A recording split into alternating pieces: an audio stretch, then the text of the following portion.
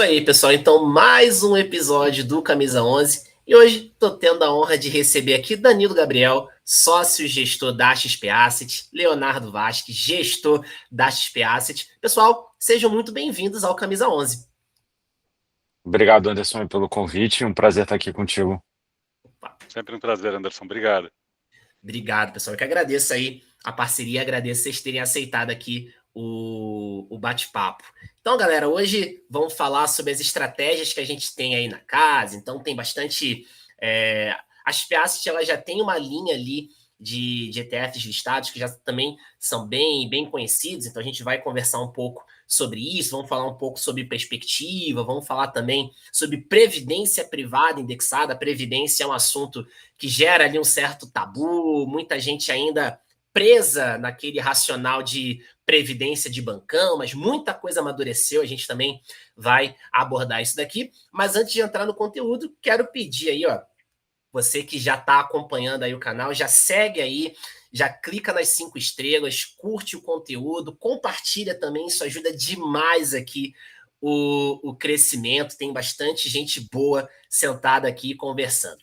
Galera, então vamos lá, tá? Começar nessa linha dos ETFs, né? A gente tem nomes bem conhecidos aí da casa, tá? E aí eu vou começar pelo NASD 11. Quando o investidor ele decide que ele quer fazer alocação internacional, ele pensa, a primeira coisa que vem na cabeça é o S&P 500, as 500 maiores empresas dos Estados Unidos, mas, e a gente está numa semana de vários eventos da Nasdaq aqui por São Paulo, inclusive tive a oportunidade de participar de um, a gente tem o Nasdaq 100, que é o índice que reúne as 100 maiores empresas não financeiras da Nasdaq, empresas ali da nova economia, uma bolsa mais voltada ali para tecnologia e afins, né?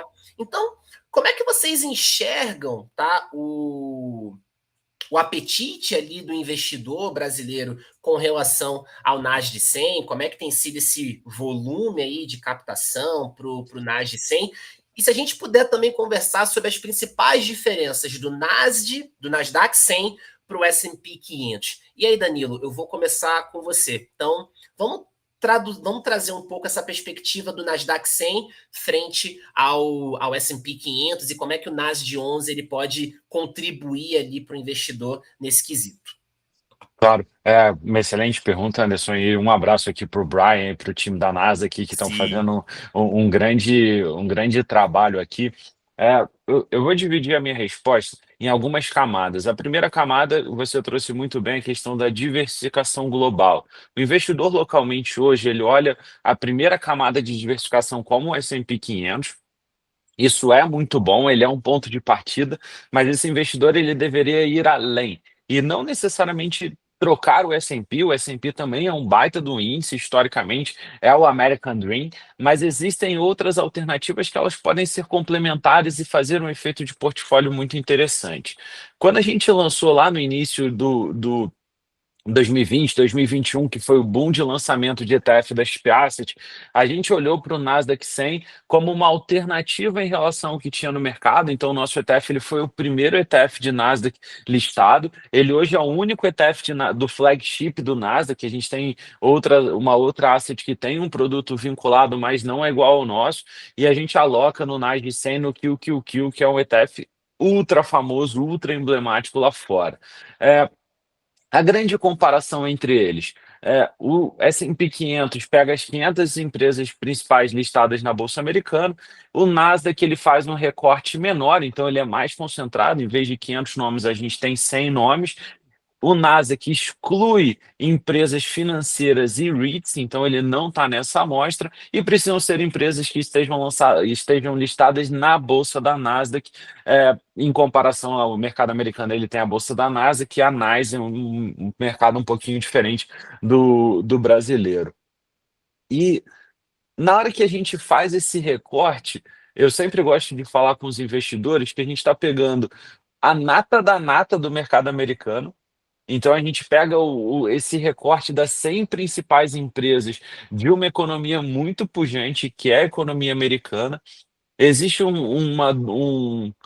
entre aspas, erro conceitual de que se fala que o Nasdaq ele é um índice de tecnologia, ele não é um índice de tecnologia, ele está um índice de tecnologia. É uma questão momentânea, porque a gente tem a tecnologia latente aqui, mas não sabemos como é o futuro, e esse índice ele vai trazer a vanguarda do que vai acontecer para frente. Então, as empresas americanas na principal economia do mundo, as empresas listadas na Bolsa Americana da principal economia do mundo, elas sem dúvida, se aparecer um novo setor como o healthcare, IA, ele apareceu, a Nvidia tá no Nasdaq 100. Então, a gente vai poder, via esse instrumento, via o NASD 11, conseguir ganhar essa exposição de uma forma muito simples. A gente vai falar um pouquinho dos benefícios do ETF, mas esse é um deles, sem dúvida.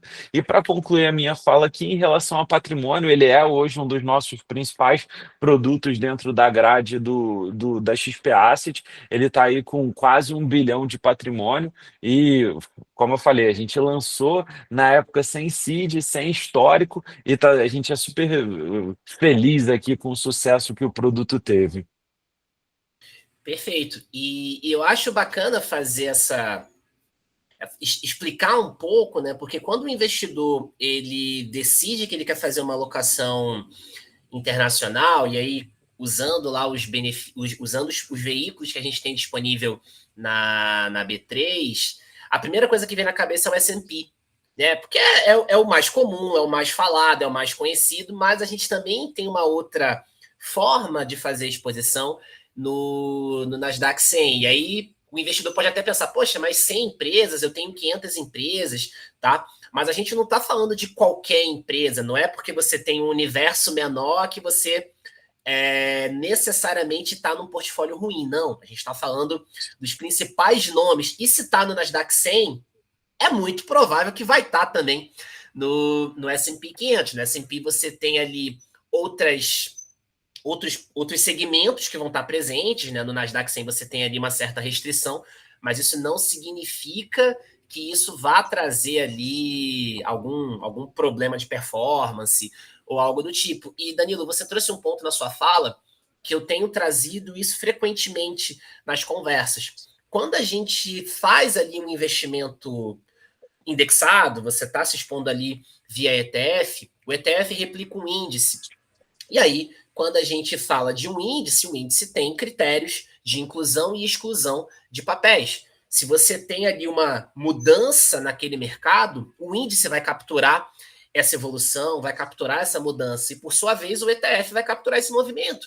Então, quando você segue uma estratégia via ETF, aquela preocupação de avaliar como é que está o mercado, avaliar a evolução, você passa a não ter mais, porque o ETF já vai fazer isso para você naturalmente. Isso é uma das principais que eu vejo, uma das principais belezas quando a gente fala do ETF, quando a gente fala do investimento indexado. Até Anderson, complementando e para a gente amarrar a questão do Nasdaq, eu puxei aqui alguns dados interessantes. Então, comparando o Nasdaq contra o S&P, e de novo, o S&P ele é um baita do índice, ter o S&P ele é super interessante. O Nasdaq ele é mais concentrado, então ele é um pouco mais nervoso, não muito mais nervoso, mas ele é um pouquinho mais nervoso, principalmente em momentos de maior volatilidade de mercado, ele pode ter um impacto, mas uma combinação entre eles faz um retorno super interessante. E existe uma sobreposição de posições grande. A maior parte dos nomes que estão no Nasdaq 100 efetivamente estão no S&P 500. E na hora que a gente olha em termos de performance histórica, numa janela de 10 anos, o Nasdaq entrega alguma coisa como 5% de excesso de retorno do Nasdaq, do S&P 500, e o S&P 500 tem uma performance espetacular. Então, é o espetacular mais 5. Exato. Numa janela de 5 anos, essa diferença é um pouquinho menor, é quase 2%. Numa janela de 3 anos, essa diferença é de 10% ao ano. Numa janela de 2 anos, a gente volta para o 5%, e as janelas mais curtas, elas deixam de fazer tanto sentido, mas para complementar, em um ano, a gente tem quase 10% também de excesso de retorno aqui. Então, é um índice que, historicamente, ele é mais performático, existe bastante correlação entre os dois em termos de composição e métricas de volatilidade, e ele se torna uma alternativa complementar. E aí, trazendo isso para a nossa realidade de Brasil, a gente deve ter uma ordem de grandeza aí de uns 10 bilhões de reais em ETFs de S&P 500, e a gente poderia ter, o número é alguma coisa como 12 bi nessa estratégia de S&P, e na hora que a gente olha na estratégia de Nasdaq, a gente tem bem menos volume aqui, beirando a casa de 1 bilhão. Então, ainda é um mercado a ser muito explorado, e eu convido, Anderson, aqui, se em algum momento você perguntar sobre convidados, trazer o pessoal da NASA, que vai ser super interessante, porque eles dão um banho de loja em relação ao que é o índice. E você falou, né? É um índice super bem construído, com metodologia robusta de acompanhamento de exposição, então não tem uma concentração muito elevada.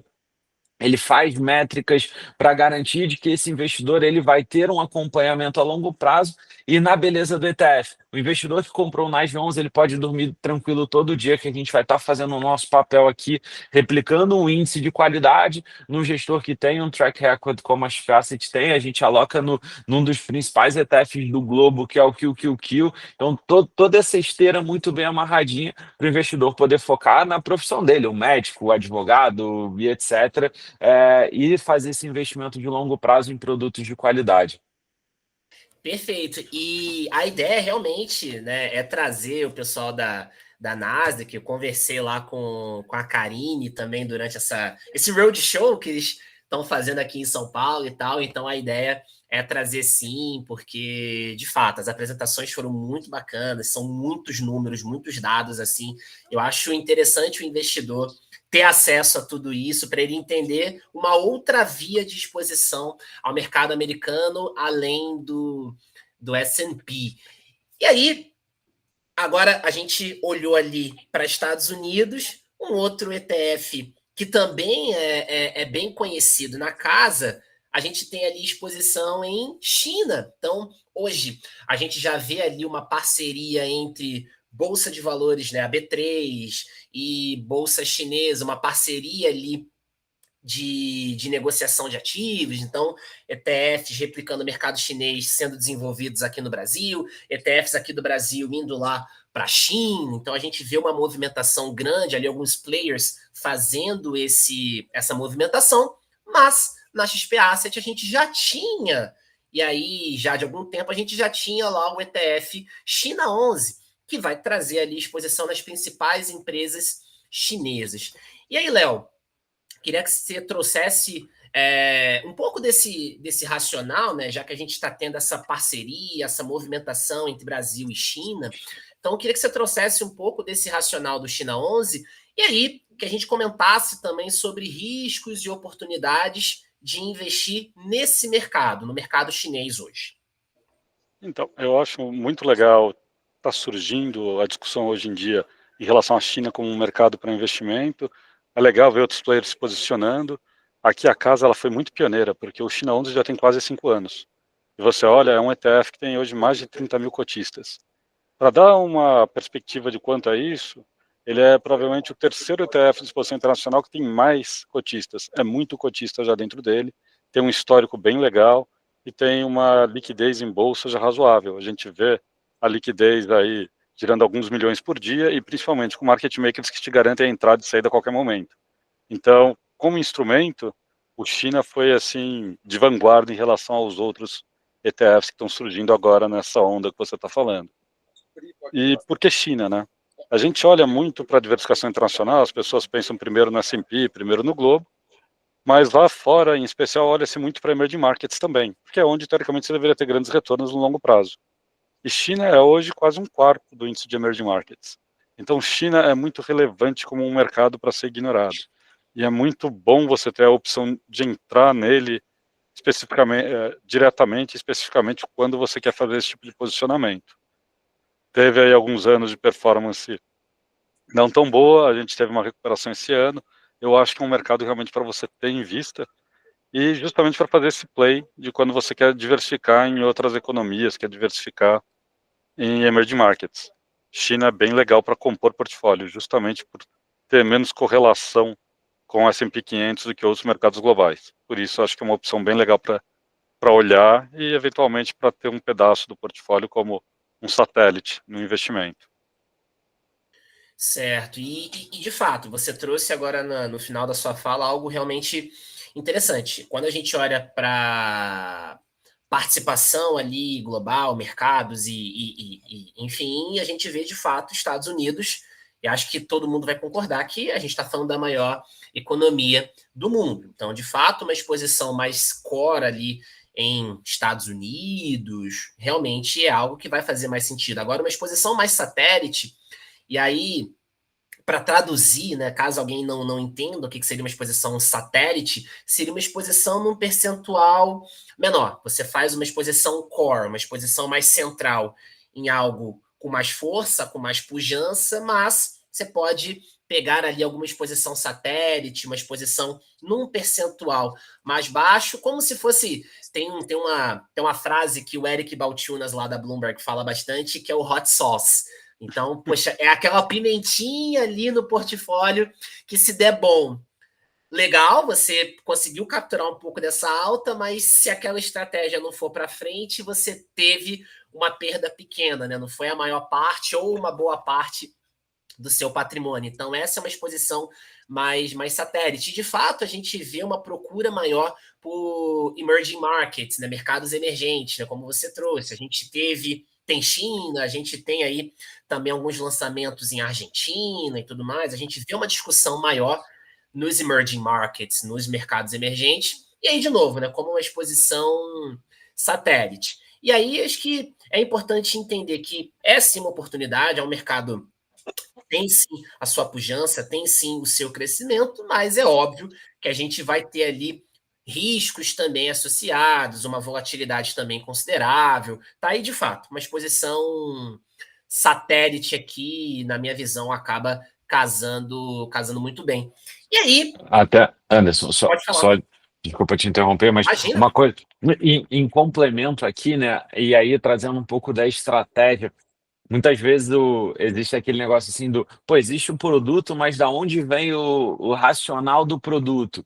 A gente tem, e na hora que a gente olha para a esteira das peças, que a gente vai falar de todos os produtos potencialmente aqui ao longo do papo, mas você trouxe o nosso produto de Nasdaq, que é o recorte é a Champions League da Bolsa Americana. Eu já trouxe uma exposição para a principal economia do mundo. O nosso objetivo foi trazer a exposição para a segunda principal economia do mundo. Então, na hora que o investidor olha e fala, poxa, eu vou diversificar. Eu quero ter Estados Unidos, que eu vou ter nomes muito palpáveis ali no Nasdaq 100. A gente traz uma alternativa para esse investidor ele alocar em nomes que vão trazer descorrelação. Ele vai estar exposto a outra geografia, a outra cultura, a outros estímulos, a tudo diferente. Então, no hot sauce, a conversa do bar, que é interessante, fala, poxa, eu investi em China, mas ainda assim existe um racional de negócio por trás, além do ticker ser maravilhoso. A gente foi muito feliz na escolha do ticker aqui. Sim, sim, sim. Podia fazer depois um campeonato de melhores stickers, assim. Tem alguns stickers que são realmente bem interessantes. E o China 11, quando eu vi, eu já produzia conteúdo na época, e quando eu vi, eu falei, nossa, achei muito criativo na época. Eu cheguei a fazer alguma coisa sobre, eu achei realmente bem interessante ali o ticker. Acho que fazer um campeonato depois de tickers, assim, ia ser algo bem interessante. Sim. Você sabe que ticker é a coisa que todo mundo critica, mas é difícil achar uma sugestão melhor. É sempre muito difícil achar um.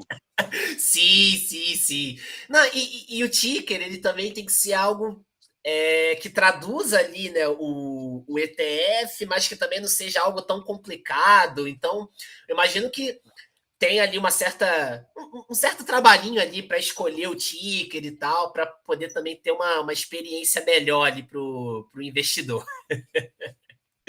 Perfeito. Gente, então, a gente falou Estados Unidos, a gente falou China, mas dentro de casa a gente tem um ETF que une tudo isso, que é o famoso ACWI11, onde a gente está falando de uma cesta com mais de 2.000 empresas, diversificada aí para diversos países, olhando realmente uma alocação global.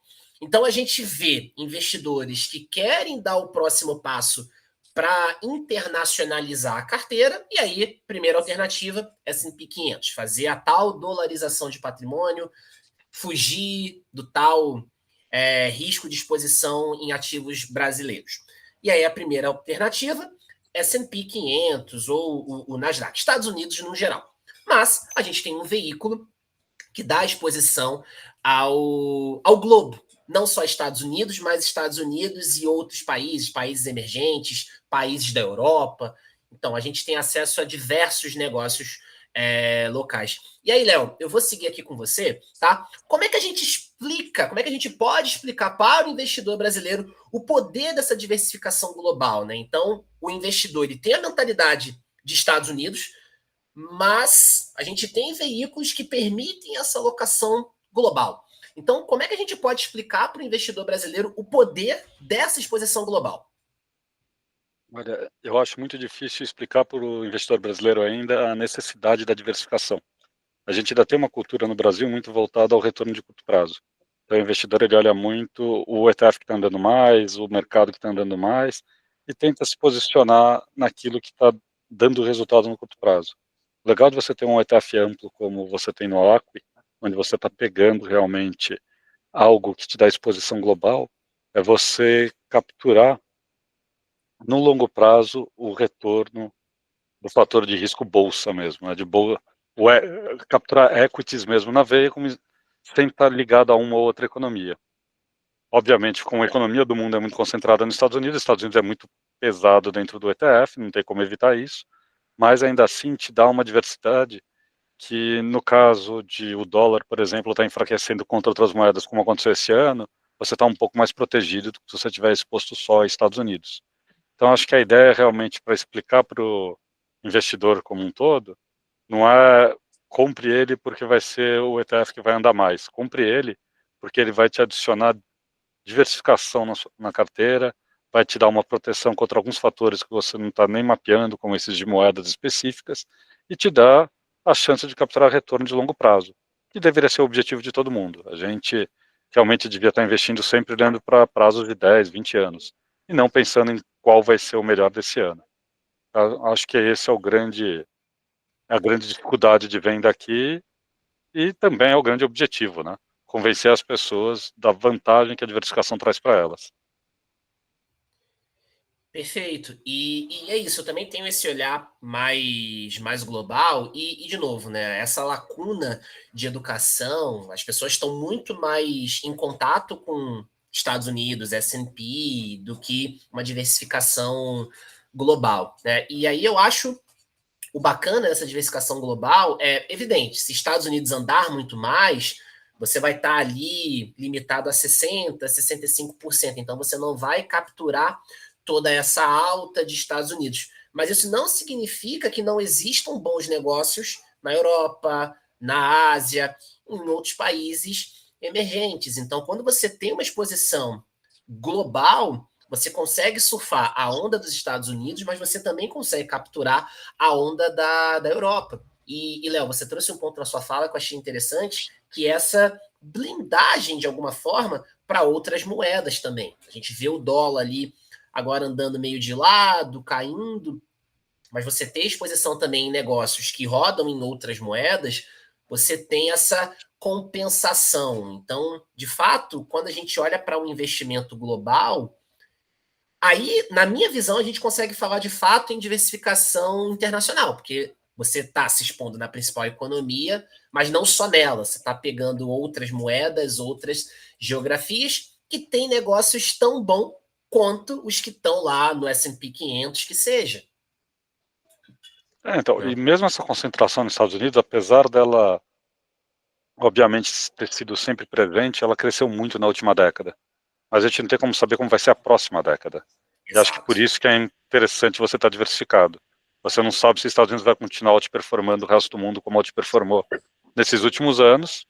Então, ter um pedaço em outras geografias, acho que ajuda bastante. Com certeza, com certeza. Também parto desse mesmo racional. E casa muito com o que a gente conversou agora há pouco sobre essa evolução do mercado. O índice vai capturar isso, por sua vez, o ETF captura isso.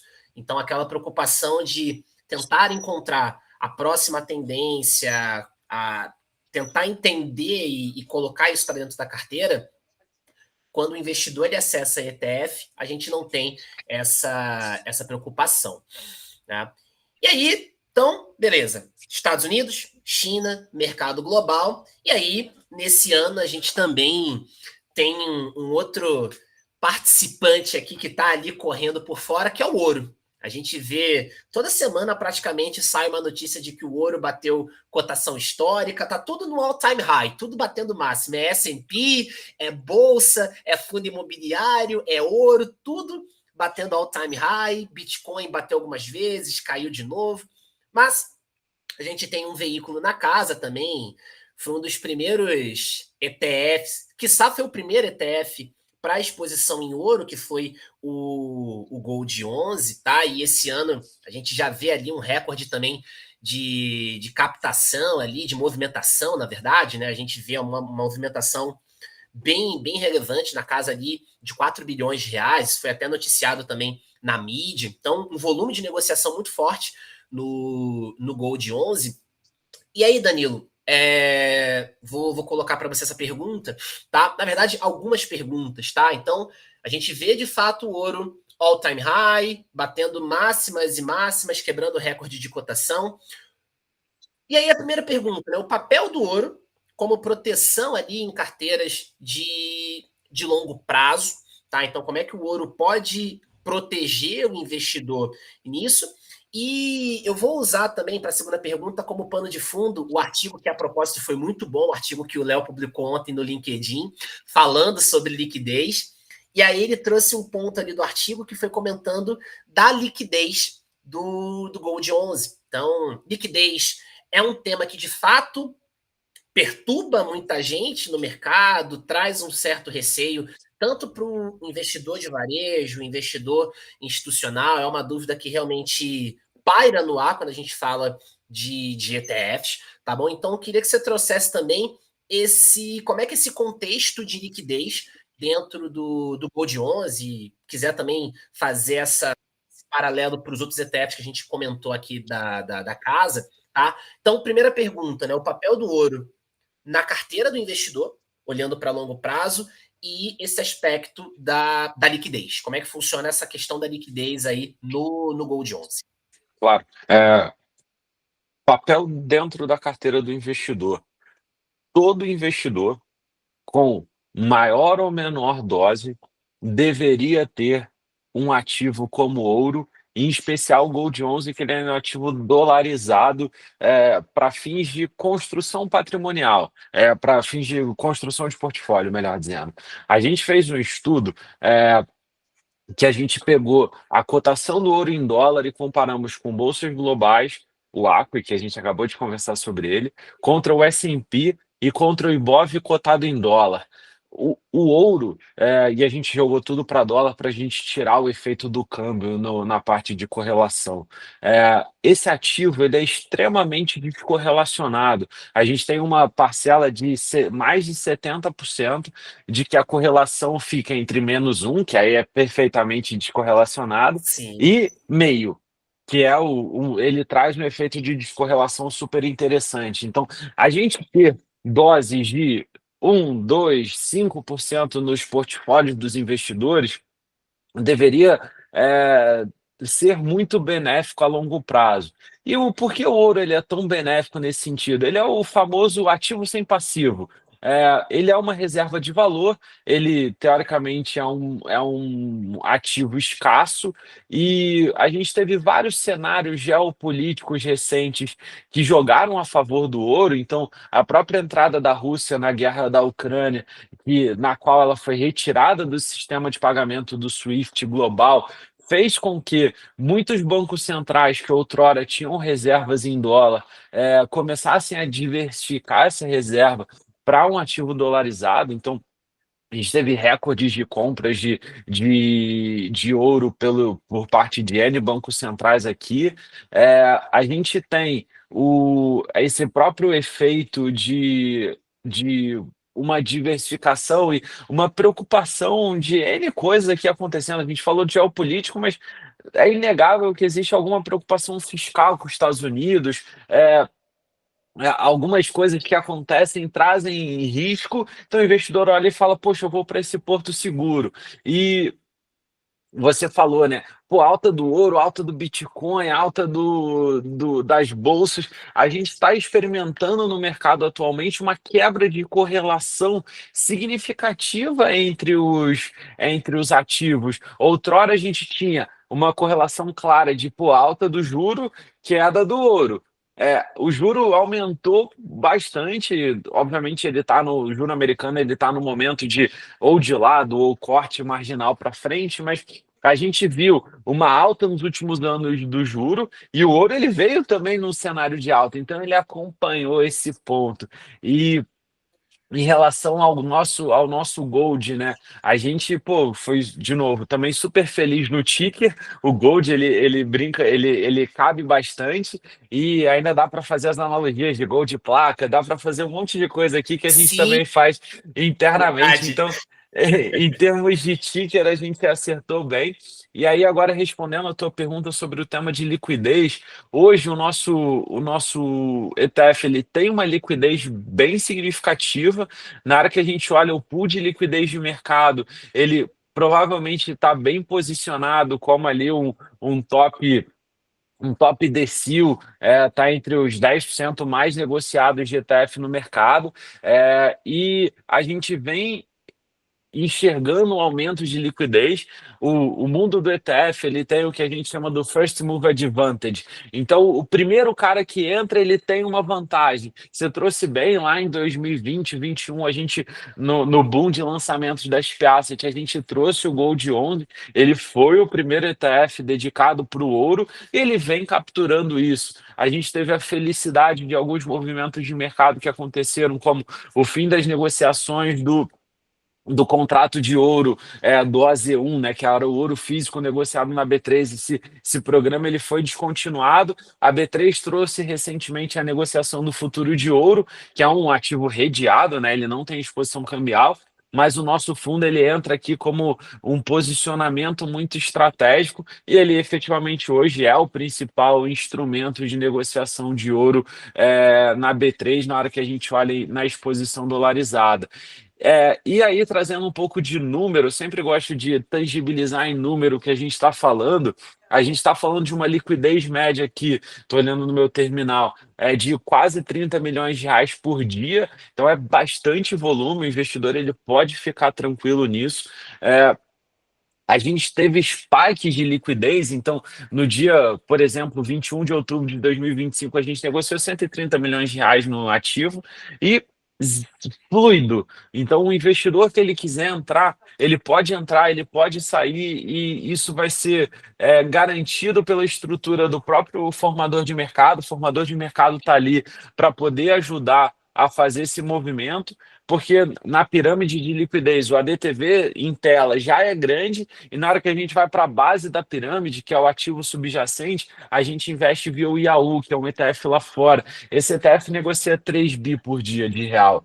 3 bilhões de reais vai dar aí seus 500, 400, 500 milhões de dólares. Então, existe uma profundidade de liquidez muito grande que o investidor ele pode ficar tranquilo de que ele quer montar a posição dele no 1, 2, 3, 5% que seja da carteira, ele vai ter preços justos para entrar, ele vai ter preço justo para sair, ele vai surfar ao longo do tempo uma exposição de um ativo físico que, como eu falei, todo mundo deveria ter na carteira pelo efeito portfólio. Excelente, excelente. E é bacana você trazer, Danilo, os números para o investidor entender que a gente tem essa fluidez. E também, até casando com o artigo que o Léo colocou ontem no LinkedIn, a gente tem. Você tem a liquidez de tela, mas você também tem o formador de mercado e você tem a liquidez do ativo subjacente, no caso o IAL, né, que é o ETF lá da BlackRock que o Gold 11 acessa. Então a gente tem três camadas aqui: a tela, o formador e o ativo subjacente. Então eu tenho três camadas de liquidez. Então não é só aquilo que o investidor está vendo ali na tela, que já é um volume razoável, né? E aí, puxando a sardinha aqui para o podcast, é camisa 11, a gente fala também de fundos imobiliários. Tem muito fundo imobiliário, inclusive fundo imobiliário da XP Assets, que negocia 10, 15 milhões num dia. E aí a gente está falando de fundo imobiliário grande, fundo imobiliário de 3, 4, 5 bilhões de reais. Mas aí você olha para um ETF, você tem um volume realmente bem interessante, tendo até um spike, né, de 130 milhões há 2 semanas atrás. Então, de fato, liquidez, eu faço muita questão de reforçar isso, liquidez é, de fato, algo que não deveria ser uma preocupação aí para o investidor por conta de todas essas camadas ali que a gente tem. Léo, até se você quiser também trazer aí o teu artigo como um pano de fundo para essa discussão de liquidez, fica à vontade. Não, então, eu acho interessante até a comparação que você fez, porque as pessoas realmente, quando olham para ETF, elas pensam nos paralelos de outros ativos de bolsa, né? Então você Sim. fala, poxa, o fundo imobiliário tem uma liquidez de tantos milhões e o ETF tem de outros tantos. Você tem uma diferença muito grande entre o tipo de instrumento, porque o ETF ele é arbitrável. Então, como o Danilo já colocou, a gente tem uma liquidez que não é só do próprio ativo, mas os ativos que compõem o ETF, que permitem criar e destruir o ETF a qualquer momento. Daí a diferença que isso impõe para o ETF em relação ao fundo imobiliário e outros instrumentos é que não só você tem mais liquidez no ETF, como no ETF, mais liquidez não distorce preço. Então, se você quiser aparecer amanhã com uma boleta de 100 milhões no ouro, como você comentou que já teve essa semana, né, alguém que um dia que negociou mais de 100 e poucos milhões, isso não distorce preço em relação ao justo, porque você consegue criar e destruir cota e você mantém ele arbitrado. Se eu fizer o mesmo movimento num fundo imobiliário, ou mesmo numa ação, provavelmente eu vou distorcer o preço, porque a quantidade é finita, né? Eu tenho uma quantidade pré-determinada de ações e e de cotas de fundo imobiliário. Se aparece uma pressão de compra, eu estou puxando para cima. Se aparece uma pressão de venda, eu estou empurrando para baixo o preço. Isso não tem no ETF. Então é muito legal as pessoas terem em mente. A liquidez que a gente está vendo na tela do ETF, ela não tem que restringir seu movimento. Você tem que pensar na liquidez que tem os ativos dentro do ETF e se ele tem ou não market maker. E daí pode operar sem medo. Tendo market maker, você está seguro que vai ter alguém te dando preço, arbitrando em relação ao justo e dando liquidez se você precisar. E todos os nossos Perfeito. ETFs aqui na XP Asset tem pelo menos um market maker, tá? Geralmente um contratado e uns 2 ou 3 autônomos que fazem esse serviço de dar liquidez pro Sim. pro No Gold ativo. são 4, né? No Gold são 4 formadores. Né? Isso. Uma coisa que a gente gosta muito de fazer, Anderson, que ele mostra quase visualmente como funciona, né? Então, vamos supor que a gente tem uma pressão de compra no ETF local. Essa pressão de compra deveria fazer o preço subir. O que que o formador de mercado faz? Ele começa a ver um desbalanceio de oferta e demanda, ele começa a vender localmente. Só que o Léo trouxe um ponto muito bom. O nosso ETF ele tem dois preços base, o PX Last, que é o a mercado, e o NAV, que é o valor patrimonial dele. E esse valor ele é perfeitamente arbitrável porque a gente consegue criar e destruir cestas. Então o que que esse formador ele vai fazer? Pressão de compra, ele começa a vender aqui, mas para ele não ficar no risco de movimentação, ele começa a comprar lá fora. Então, o dia inteiro, muita pressão de compra, ele passou o dia inteiro vendendo o Gold 11, mas ele passou o dia inteiro comprando IAU.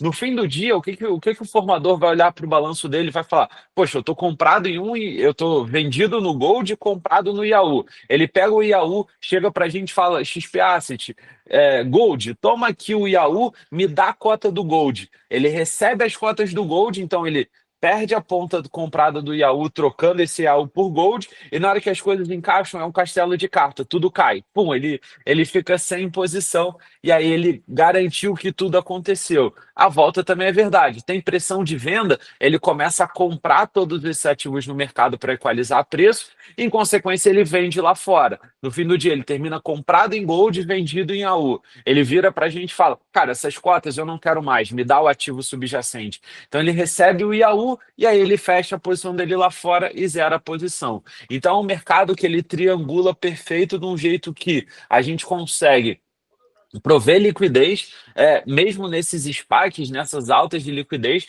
garantindo que pô, o investidor ele vai ter uma experiência fluida ao longo do tempo, e não só o formador contratado, mas o autônomo e outros investidores poderiam fazer o mesmo processo se assim quisessem. Acho Achei que uma derivada legal sensacional. também aqui. Achei sensacional. Só essa fala dessa triangulação, como é que funciona. Achei sensacional.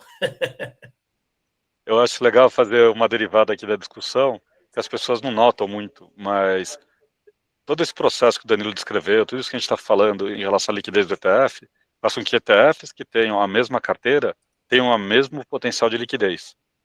Então as pessoas muitas vezes olham para o ETF de Bovespa e vão por inércia sempre no mais líquido que elas estão acostumadas, mas não percebem que a liquidez é igual para todos eles. Então você devia estar olhando de verdade para outras coisas, para a rentabilidade desse ETF, para o tracking error desse ETF. Então você pega, por exemplo, o nosso BOV X11, ele continua sendo o ETF mais barato da indústria, porque hoje ele não está cobrando taxa de administração. Ele tem um tracking error que também é um diferencial na indústria, assim como uma rentabilidade.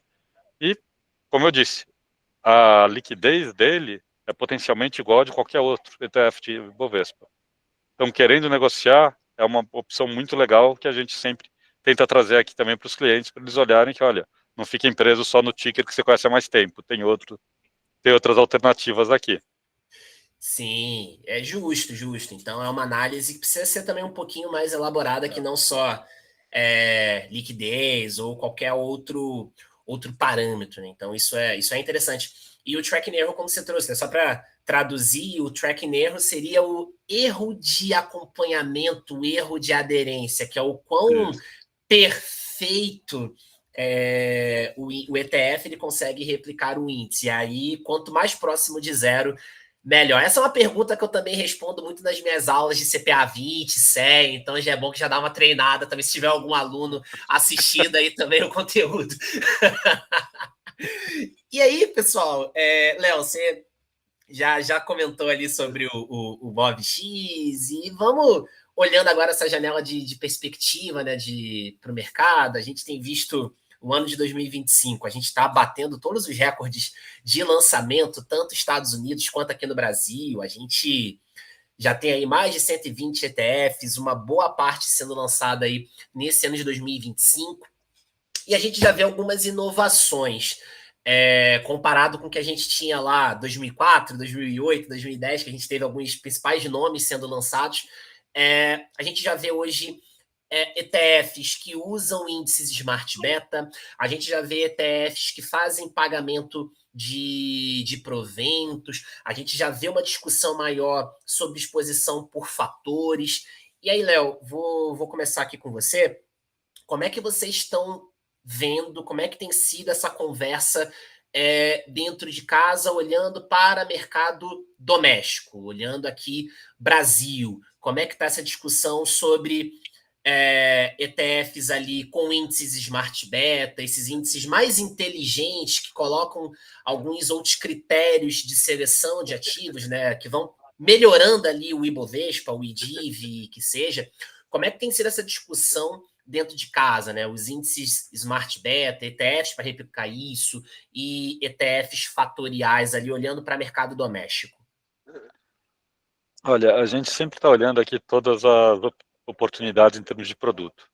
Então, num primeiro momento, a discussão dentro de casa ela é muito grande em relação a completar a prateleira.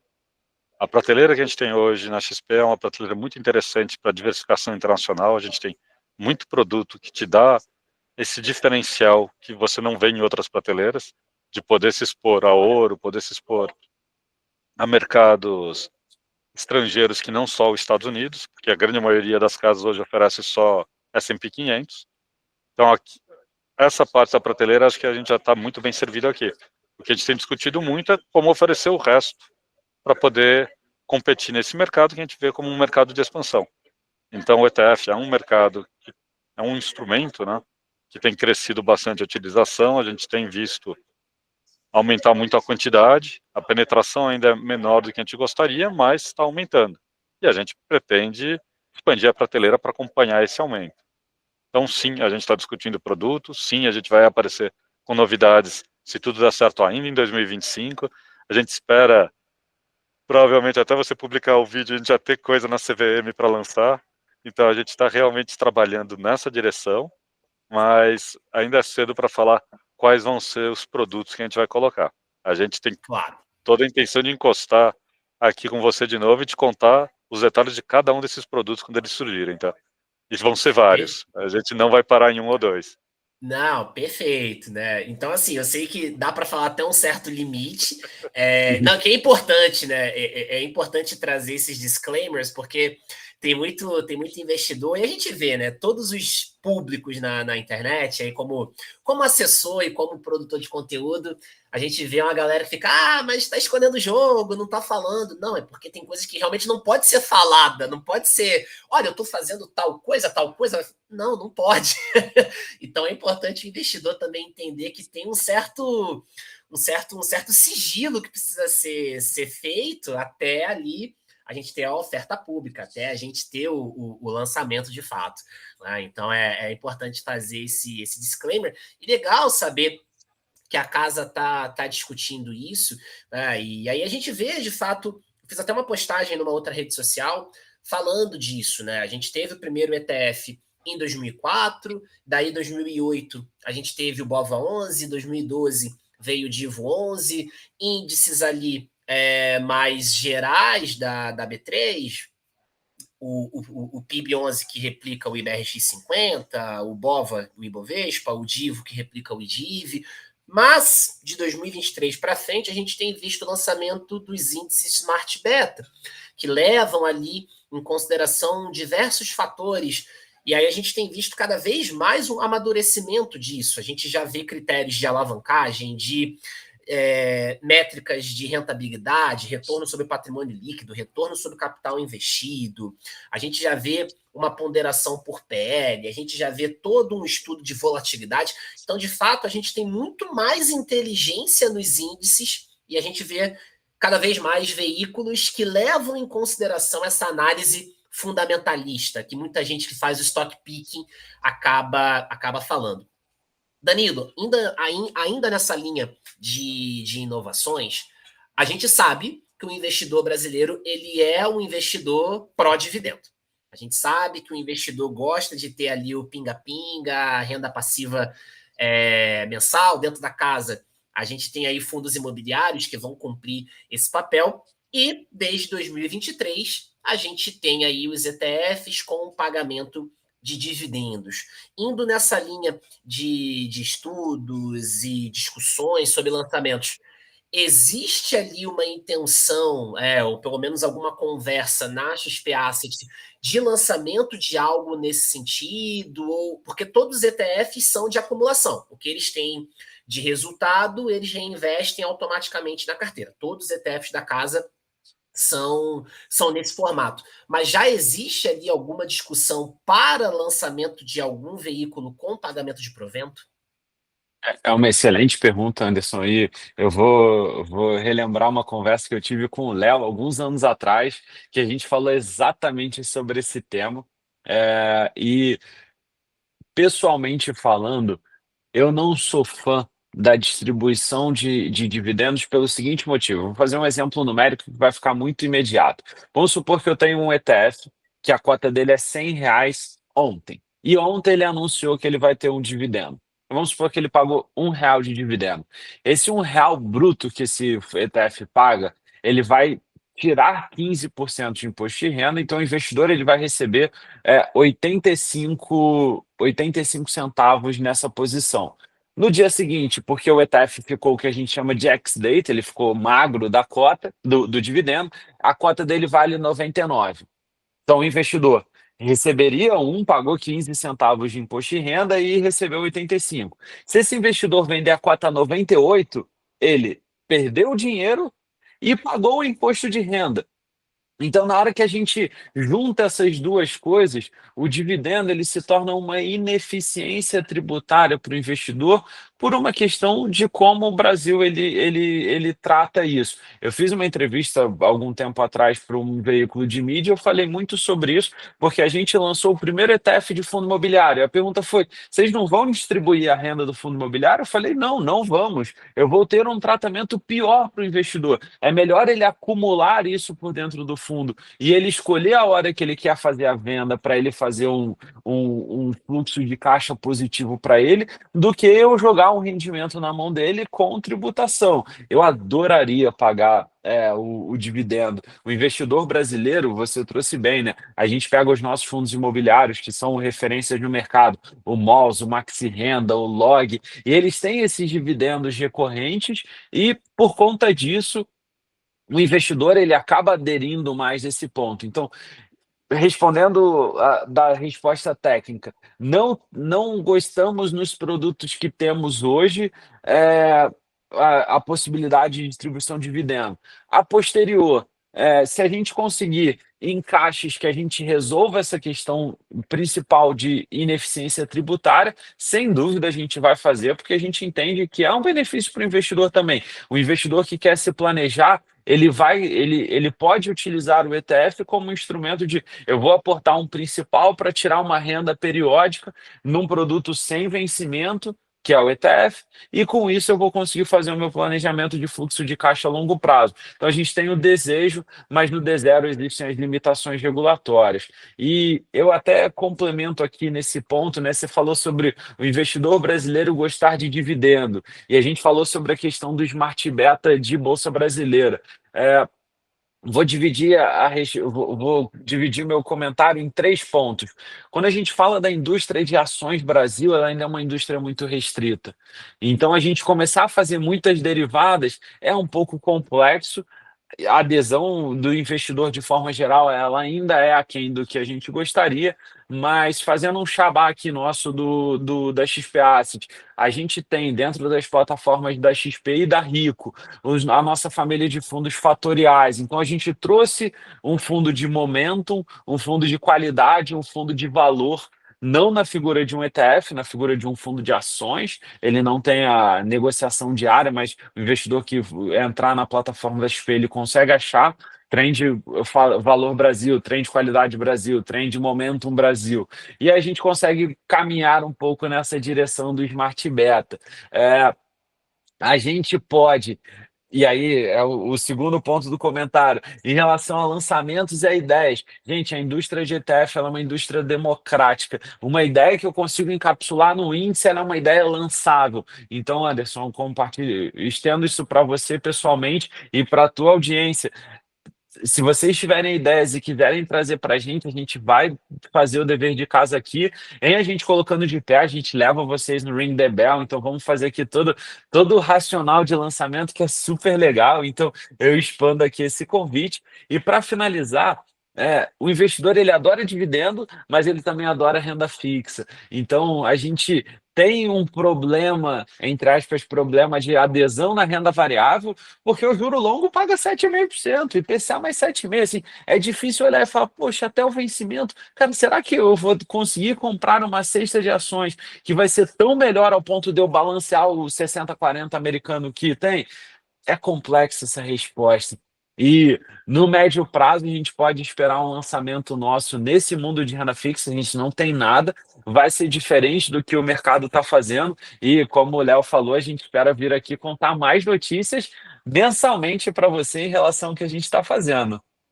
Perfeito. Não, o convite já está feito. Assim, eu quero que tenha parte 2, parte 3. E quanto mais lançamento, mais partes a gente vai fazendo aqui. Já estão super, super convidadas aí. E Danilo, assim, eu achei sensacional a sua fala, né? Eu sou um cara que sou mais pró-dividendo. Eu falo muito sobre fundos imobiliários e ETFs, mas eu tenho também feito alguns estudos e ouvido também outros profissionais sobre essa questão do ETF de acumulação versus o ETF de dividendo. Então, quando a gente tem o dividendo lá do fundo imobiliário, esse dividendo ele é isento para pessoa física, legal, maravilha. Quando a gente vai para um ETF, tanto que eu nem gosto de falar ETF de dividendos, eu gosto mais de falar ETF de proventos, porque dividendo remete à ideia do fundo imobiliário que é isento. Então, eu gosto mais de falar ETF de proventos e tal, mas a indústria acaba falando de ETF de dividendos. Mas é um fato, a gente tem uma retenção de 15%. Então, mesmo que você faça o reinvestimento automático, você não está na fase de usufruto no teu ciclo de vida, você não vai conseguir reinvestir tudo, porque você já teve uma retenção de 15%. E quando você coloca isso no longo prazo, 10, 20, 30 anos, esse efeito de ter menos reinvestimento ele fica muito pronunciado, porque é importante comentar, né? O investidor precisa entender que quando o ETF recebe esse dinheiro na carteira dele, ele não é tributado. Então ele consegue reinvestir integralmente. Agora, quando ele repassa isso para o investidor, aí de fato eu tenho uma retenção de 15%. E aí, quando você olha a dinâmica do processo, o ETF de acumulação, ele recebe e reinveste. Você está recebendo esse dividendo, ele só não está passando para sua conta tomando retenção de 15%, mas ele está incorporado na cota. Então é importante entender esse racional. Sim, a gente engorda a cota, de fato. Então, e Exato. até operacionalmente ele é mais fácil, né? Se parar para pensar, o investidor que comprou o nosso XFix 11 aqui, trazendo o de fundo imobiliário, e falou, poxa, eu queria ter X% da minha carteira. Ele alocou e ele foi acompanhando o balanceamento. Ele não precisa ficar naquela dinâmica de todo mês, pô, caiu o dividendo, eu vou lá, compro mais cotas. Então não tem esse operacional. Ele fez uma vez, ele só precisa movimentar quando ele vai realocar pesos ou quando ele vai fazer novos aportes. Então ele fica muito mais simples nesse sentido, mas tem espaço para todos os gostos, esse é o fato. Com certeza. E aí, já caminhando para um terceiro bloco nosso aqui da discussão, né? Você trouxe ali alguns fundos que tem ali, que não são ETFs, mas que tem essa estratégia indexada. Você tem o fundo de momento, tem o fundo de dividendos da família Trend. E a gente tem aí também, teve um lançamento bem interessante na parte de previdência, e uma previdência, o Léo caiu aqui, uma previdência indexada. Então a gente vê ali já uma outra camada ali, um outro amadurecimento no mercado, que é previdência privada usando estrutura indexada. E aí a gente teve o lançamento combinando IMAB 5+, e S&P 500. Lançamento... Boa, Léo voltou aí. Acontece. É ao vivo. E aí, Léo, a gente está falando aqui da Previdência Indexada, o IMAB 5+, S&P 500, tá? Então, queria... E aí, Danilo, você como participou ativamente nesse processo, eu queria começar aí contigo. Qual que foi o racional para a gente ter aí o lançamento dessa estratégia, essa composição do IMAB 5+, o S&P 500. E acho que também vale a pena a gente também, e aí eu vou fazer essa introdução, e aí eu já passo a bola para você. O S&P 500, a gente começou falando, inclusive, dele, 500 maiores empresas dos Estados Unidos. IMAB 5+. O que é isso, né? O IMAB 5+, é um índice da Ambima, onde eu tenho uma cesta de títulos públicos federais atrelados à inflação, traduzindo para a pessoa física o Tesouro IPCA, com vencimentos superiores a 5 anos. Então, eu estou falando de uma cesta de proteção contra a inflação com vencimento superior a 5 anos. E aí eu tenho uma composição de algo que me protege da inflação e eu tenho ali economia americana.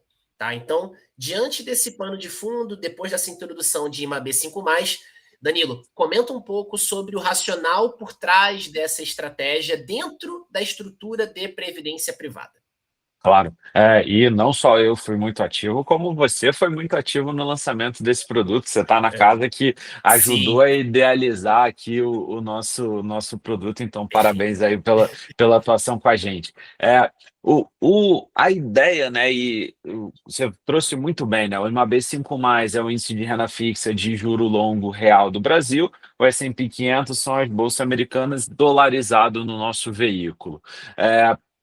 A gente fez o 60-40 americano, só que tropicalizado para o Brasil, 60 de renda fixa, 40 de renda variável internacional.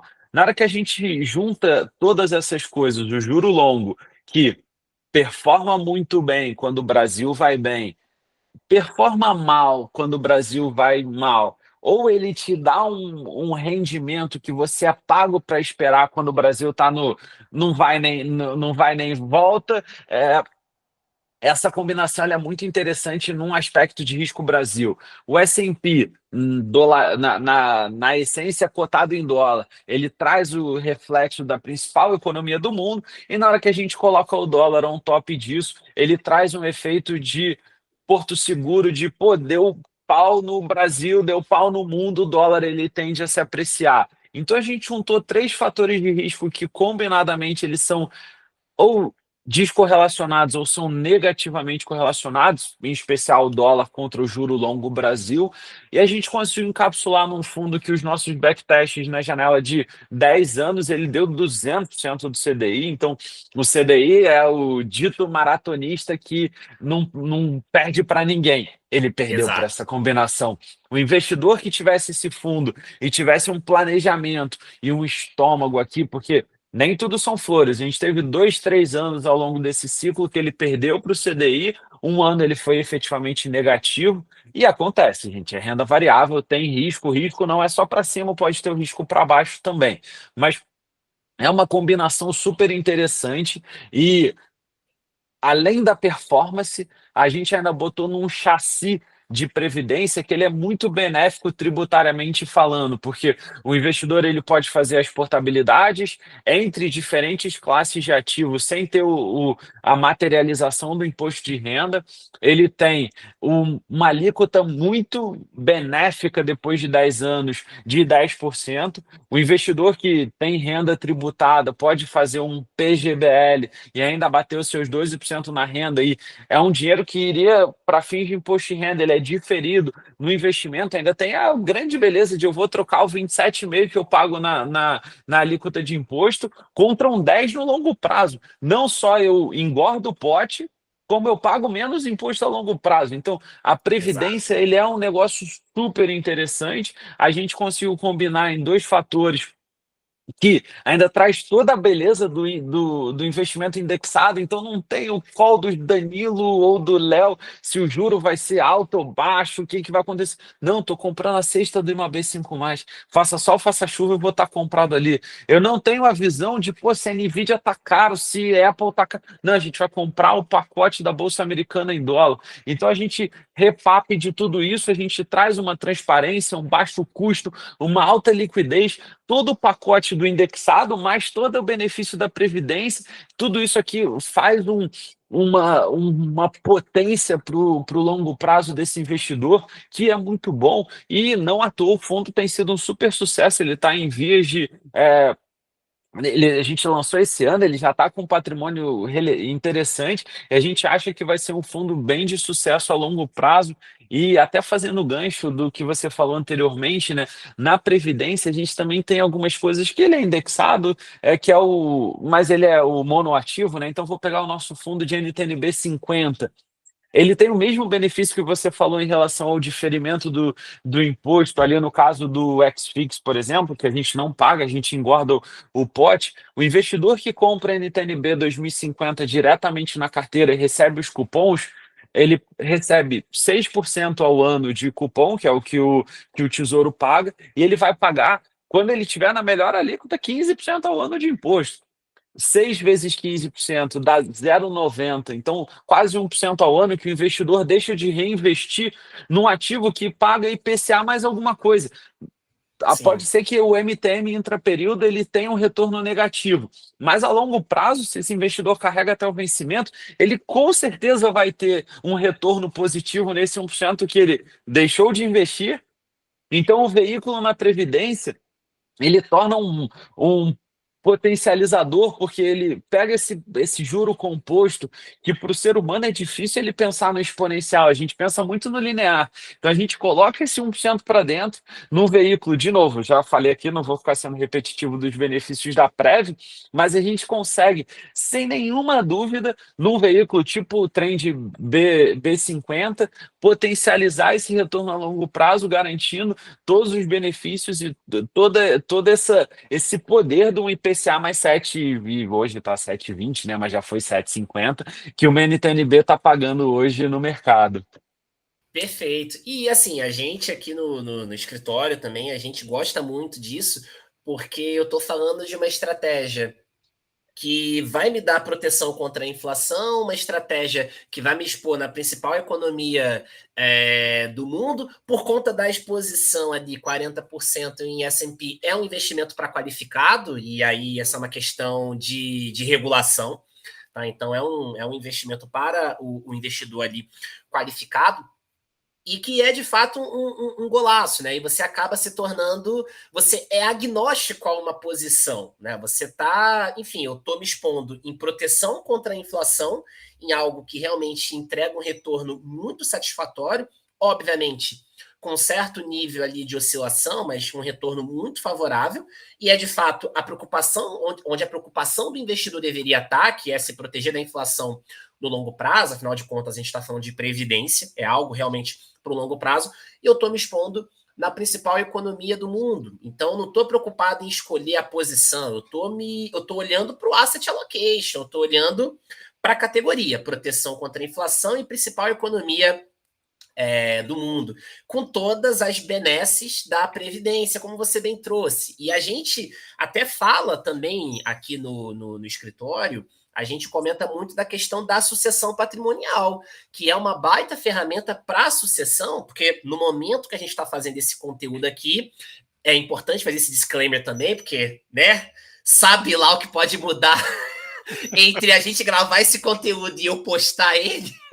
Até o passado é incerto, né? Exato, pode mudar muita coisa nessa janela entre gravar e postar, mas no momento que a gente está gravando isso aqui, a Previdência é um veículo que não passa por inventário, que não tem ITCMD, então é um veículo que realmente, não é à toa que Previdência Aberta está debaixo da casinha de seguro, né? Não tá, quando você olha o organograma do sistema financeiro, ele nem está ali debaixo de Conselho Monetário, ele está debaixo da SUSEP, CNSP, então é visto como realmente um veículo de seguro.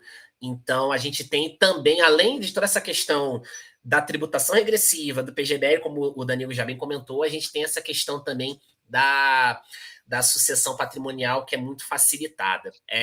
E aí, Léo, passando para você, cara, como é que você enxerga, tá? Você acredita que esse modelo, né, a previdência indexada, isso tende a ganhar tração no Brasil? A gente já vê também alguns outros lançamentos ali com ETFs e tudo mais, né, encapsulando isso na estrutura de previdência. Você enxerga que isso de fato é uma tendência, a gente está caminhando para isso? E também, na sua visão, quais são os desafios que a gente tem ali? A gente vê muita gente presa naquele modelo antigo de previdência, a previdência do bancão, com taxa de carregamento, taxa alta, perdendo para o CDI. Então, a primeira parte aqui da pergunta, né? Você enxerga que previdência indexada tem potencial para ser uma tendência aqui no Brasil? E a segunda parte da pergunta é: quais são os desafios que você acredita ali que a gente ainda tem para essa adoção maior, esse entendimento maior do instrumento previdência privada? Então, eu acho que a primeira coisa não só tende, como já é uma tendência, né? A previdência indexada tem crescido bastante, cresceu bastante aqui dentro de casa, cresceu em outras casas, e a ideia é que continue crescendo. A gente aqui como casa, a gente tem a intenção de inclusive oferecer mais produtos, dar mais possibilidades de diversificação para o cliente final. Porque a ideia é você abrir um leque de opções para você poder compor um portfólio diversificado também e poder, para aqueles clientes que querem fazer timing, que querem tentar dar um call de opção deles, eles terem essa possibilidade. Então, sim, tende a crescer e a gente tende a oferecer mais produto. A gente já tem produto aqui no forno e pretende também trazer ainda esse ano produto novo em breve para poder facilitar a vida de quem está na plataforma. A ideia é ter mais opção sempre. Olhando para também o indexado contra o ativo, é muito legal olhar vários estudos que existem, e o SPIVA é o mais famoso deles, né, da S&P, mostrando a diferença no longo prazo entre gestão ativa e gestão indexada. A gestão ativa, existe aqueles que são capazes de gerar alfa, existem aqueles que vão ganhar no longo prazo, mas para você, investidor, descobrir quem são eles e acertar o cavalo é muito difícil. Então não é uma questão de falar, pô, eu não acredito que tenha gestor que vai bater o índice. Eu acredito que tem e eu acredito que você vai conseguir encontrar alguns. O problema é o risco de você investir no cara errado, no cavalo errado. Na gestão indexada você não tem isso, a gente te entrega processo, te entrega um processo sólido, robusto, que vai te entregar aquilo que você está contratando. Então você vai entrar num indexado de Bovespa, a gente vai te entregar Ibovespa. Você não tem que ter medo se você acertou ou errou quem é o cavalo, a gente está te entregando o que foi contratado. Então acho que aqui a gente tem muita possibilidade de crescimento por causa disso, porque a gente entrega o que é prometido e a gente está cada vez mais abrindo um leque de produtos para poder possibilitar ao investidor escolher o que ele quer estar exposto. Se ele está exposto à Bolsa Estrangeira, à Bolsa Brasil, à NTNB, à Pré, a gente vai oferecendo as opções para ele. Então, acho que Perfeito, essa realmente é a grande parte aqui do como a gente vê isso no longo prazo. legal. E aí, dos desafios ali de adoção de previdência, a gente vê muita gente ainda presa naquela mentalidade. O que você acredita que falta para a gente ter um pouco dessa virada de chave? É muito difícil fazer a virada de chave direto porque passa muito pela educação do investidor. E a educação do investidor é um trabalho constante, né? Não tem uma bala de prata. Não existe você virar e falar, poxa, hoje a gente vai lançar um produto que agora o investidor vai migrar. Ou a gente vai achar um jeito de ensinar o investidor do dia para a noite a investir melhor. Isso é muito difícil, tá? Eu acho que é muito legal aqui na casa, na XP como um todo, você vê como desde o surgimento da empresa ela é voltada para tentar educar o investidor. Isso é uma coisa que eu encontrei aqui dentro da casa que me impressionou bastante, como culturalmente isso é um pilar muito forte. A ideia de educar e de melhorar a jornada do investidor. Eu acho que você, como parte do ecossistema, deve sentir isso bastante também. É muito interessante como o ecossistema todo é voltado para eu quero educar e quero abrir alternativas para o investidor. E isso é um trabalho contínuo. Acho que está melhor Sim. hoje do que estava há 10 anos. Acho que daqui a 10 anos vai estar melhor ainda, mas não tem a bala de prata. Vai ser um trabalho de formiguinha que a gente faz no dia a dia sempre. E acho que você contribui muito para ele com esse tipo de iniciativa, de fazer podcast, de buscar informar o investidor. Eu partilho da mesma opinião, assim, a gente precisa. Porque se você não tem o entendimento, você tende a ter menos adoção, porque a pessoa não entende, ela não sabe como é que funciona. A gente comentou algum tempo atrás sobre essa questão da liquidez. Então, liquidez é um parâmetro que acaba também ali atrapalhando, né? A gente também tem algumas questões operacionais que acabam também atrapalhando um pouco essa adoção. Por exemplo, poxa, tem que emitir DARF, não, mas tem que fazer DARF. Isso, e aí eu vejo isso tanto na ponta como assessor, como na ponta também de criador de conteúdo. Essa emissão de DARF é algo que realmente também gera ali uma certa experiência ruim para o investidor, ele fica um tanto quanto preocupado. Tem também uma questão operacional de você ter, às vezes, alguns ETFs de renda fixa que estão categorizados como ações, e a galera tem aquela preocupação, poxa, mas eu estou investido em ação, mas eu não quero ação, eu quero...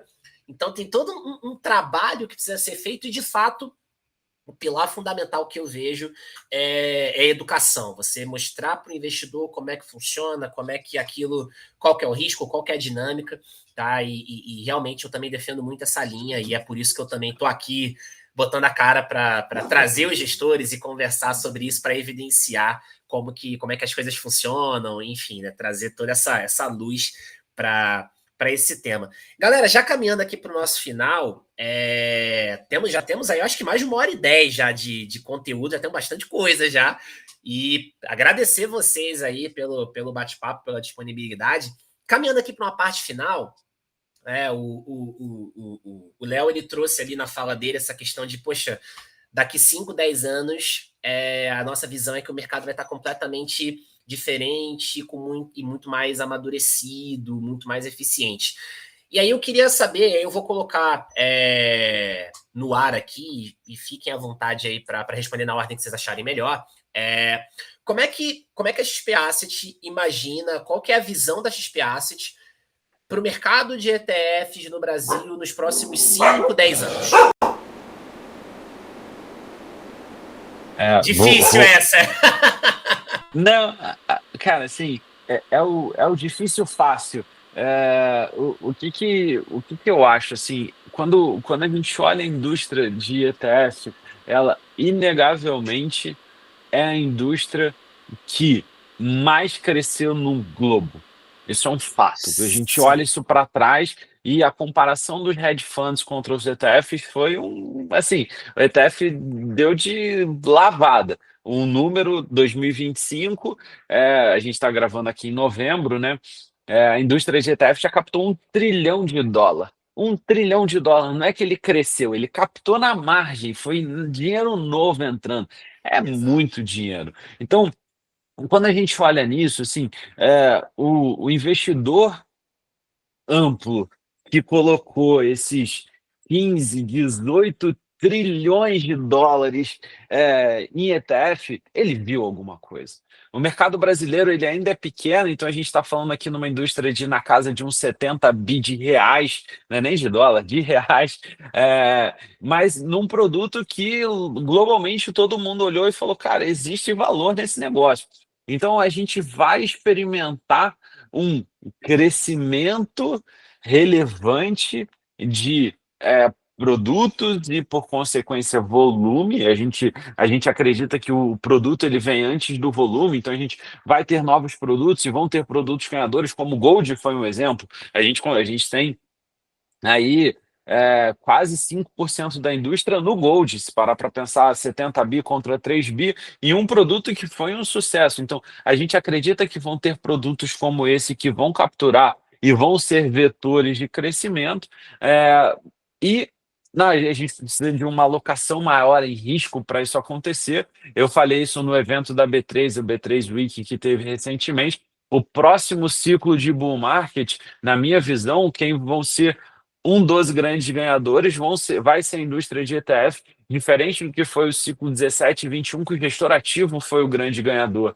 Eu acredito que, até por um amadurecimento da indústria, o ETF tá com um share of mind muito relevante. A gente vai experimentar no próximo ciclo de bull market uma adesão grande de ETF e ele vai ganhando momentum. E aí, essa inércia, na hora que a gente começa a acelerar o caminhão, o trem, né, que é esse negócio, ele vai ganhar essa tração e a indústria lá fora mostrou muito isso. 2022 foi um ano de performance muito ruim para renda fixa e para renda variável nos globos. E ainda assim a gente viu uma captação positiva. Talvez um pouco mais tímida, porque foi um ano muito difícil, mas eu acredito que localmente a gente vai caminhar nesse sentido de, mesmo em anos complicados, a indústria de ETF ela vai ter captação na margem e ela vai continuar capturando isso. A gente vai estar numa indústria, espero que no médio entre esses 5 e 10 anos, a gente volta aqui para contar. Mas a gente vai estar num tamanho tão grande que o crescimento marginal dessa indústria ela vai pagar o ganho de share, assim como o ETF tem lá fora. Perfeito, né? Também espero muito. Se a gente conseguir voltar até antes para falar, acho que bacana, mas acho que 5 anos é um prazo bem conservador. Léo, fica à vontade aí também para contribuir. Não, então, eu acho interessante o que mudou muito também na indústria, que as pessoas às vezes nem percebem, é que a nossa indústria de ETF deixou de ser uma indústria de renda variável Brasil para virar uma indústria de acesso a qualquer tipo de investimento. Perfeito. Então, se você olhava o que era há 5 anos, pô, o ETF não cresce. Não crescia porque o Ibovespa não estava andando, não crescia porque a ação local não está andando. Hoje em dia, poxa, como o Danilo destacou, um dos principais ETFs no mercado é o Gold, que é um ativo totalmente descorrelato da Bolsa Brasileira. A gente tem ETFs de renda fixa que estão surgindo e estão crescendo. A gente tem ETF de cripto surgindo também, crescendo. Então, a gente tem uma diversidade de mercados que não era representada antes na indústria de ETFs e hoje não só está presente, como está se expandindo. Isso, para o investidor, abre a possibilidade dele parar de fazer essa associação. Poxa, eu não acho que é um bom momento para investir no Ibovespa, eu não vou entrar em ETF. Não é nada disso. Você tem todos os mercados aqui dentro representados. E cada vez mais, com mais opções. A gente lança produto, concorrentes estão lançando produto, e a ideia é ter vários produtos que te ofereçam justamente diversidade e te ofereçam acessibilidade a um custo muito bom. Então, realmente, eu sou muito otimista com essa indústria e acho que a casa aqui também é muito otimista. Tanto que por isso que ela faz investimentos nessa direção. A gente vai ter mais produto, a gente vai ter opção, e é difícil acreditar que daqui a 5 anos a gente não vai ter uma participação de mercado muito maior como indústria do que a gente tem hoje. Porque a gente tem menos de 1% da indústria de fundos, é muito pouco. Se a gente vai ser 5, se a gente vai ser 10, é difícil dizer. Mas é muito fácil acreditar que não vai ser 1, vai ser mais que isso. E daí, poxa, legal, esse crescimento vai vir, e eu pessoalmente acredito que muito do nosso crescimento é dinheiro novo, não é, poxa, pegar market share, né, o ETF da XP ganhar do ETF do concorrente. É realmente dinheiro novo vindo para a indústria de ETFs, todo mundo crescendo nesse sentido. Então, somos Justo, otimistas e vamos olhar um futuro muito melhor do que foi o passado. justo, justo. E eu fiz até um post recente falando exatamente disso, né? A gente tem todo um. A gente teve lançamentos ali no passado, realmente índices mais gerais, a gente até comentou aqui. E de fato, de 2021 para frente, a gente já vê toda uma nova linha de ETF. A gente vê ETF temático, a gente vê ETF multi-estratégia, a gente vê ETF com dividendo, dividendo vindo ali da carteira, dividendo sintético. Então a gente vê muita coisa sendo lançada por grandes nomes, ETF de renda fixa também vindo com muita força. Então o mercado de ETF ele amadureceu muito para além de Ibovespa, small caps. Então a gente hoje tem toda uma nova linha de veículos e com muito mais inteligência nos índices do que a gente tinha lá no início da indústria. Gente, foi um prazer enorme gravar com vocês, cara, dois profissionais que eu acompanho de perto e para mim são grandes referências aí no assunto. Não é porque vocês estão gravando aqui comigo, não. Realmente acredito demais aí tudo que vocês têm feito, né? Tudo. Vocês são pessoas muito disponíveis para conversar, e isso ajuda demais ali a gente que está na linha de frente, fazendo alocação, que está também, no meu caso, conversando com a audiência ali nas mídias digitais e tal. Então, ter essa proximidade, ter essa possibilidade ajuda demais e todo o mercado ganha. Eu, como profissional, vocês, como gestora, a audiência, os investidores. Então, todo mundo ganha. Então, já quero começar aqui fazendo o meu agradecimento. E aí, agora, deixar aí para as considerações finais. Então, como eu comecei o podcast perguntando para o Danilo, vou começar aqui com o Léo. Léo, fica à vontade para suas considerações finais, cara. Então, queria agradecer o espaço, tá? A gente gosta muito de falar sobre o assunto. Acho que realmente a educação financeira é um déficit que a gente já tem no país, a gente tenta suprir esse déficit, tenta ajudar falando sobre o que for possível dos produtos, explicando como eles funcionam, e a gente está super disponível para aumentar ainda mais esse contato com você e com todos os outros assessores que tiverem interesse em conversar, tá? A nossa ideia é trazer informação para ajudar uma tomada de decisão melhor, mais informada. A ideia de que o ETF é um bom instrumento e o que ele pode fazer, ela só funciona se toda a transparência e simplicidade for realmente, for realmente algo que o investidor na ponta consegue acessar e consegue entender. Se a gente não conseguir explicar o que é o nosso produto, tem um erro aqui. Nosso produto é para ser simples de explicar e para ser fácil de ser acessado. E a gente está aqui para ajudar nisso, tá? Então, muito obrigado pelo espaço, muito legal falar com você de novo. Imagina, Léo. Prazer foi todo meu, que honra. Danilão? É, acho que, assim como o Léo, né, agradecer aqui pelo espaço que você nos trouxe. Faço um convite para nos seguir nas nossas mídias, o Leonardo Vasques, o Danilo Gabriel e a XP Asset. A gente tem um plano aqui de começar a popular mais com coisas voltadas para indexados. E você falou, a gente está há, sei lá, 80 minutos conversando já, e a conversa ela fluiu, a gente poderia ficar aqui mais uma hora, mais tempo. É um assunto quase inesgotável. A gente não abordou diversas coisas no mundo da Prev, de produtos que estão acontecendo lá fora, de inovações, do dueto ativo versus passivo. Então, tem N coisas aqui que a gente pode falar e, pô, acho que o tempo aqui foi super, super bacana com você, Anderson. Conduziu super bem a conversa. Te agradecemos super aqui pelo convite. Esperamos poder voltar para falar mais e contem conosco, seja nas nossas mídias aqui pessoais, seja no canal de RI aqui da Asset, que a gente também fica à disposição. E esperamos que a gente consiga, com esse conteúdo, trazer mais investidores para indexados, fazendo esse ciclo de 5, 10 anos que a gente falou, que eu pessoalmente acredito que vai ser o futuro.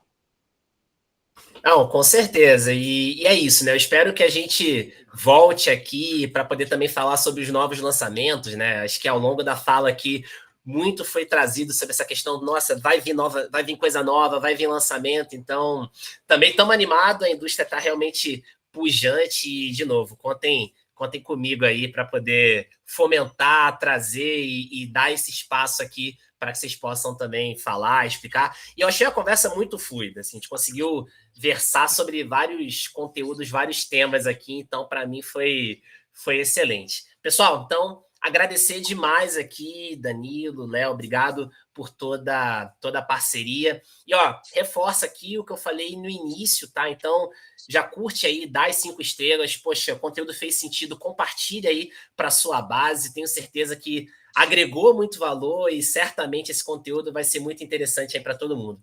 Galera, então, muito obrigado aí pela interação. Rapaziada, uma ótima sexta-feira. Obrigada aí, contem comigo. E é isso, pessoal. Valeu! Valeu, pessoal.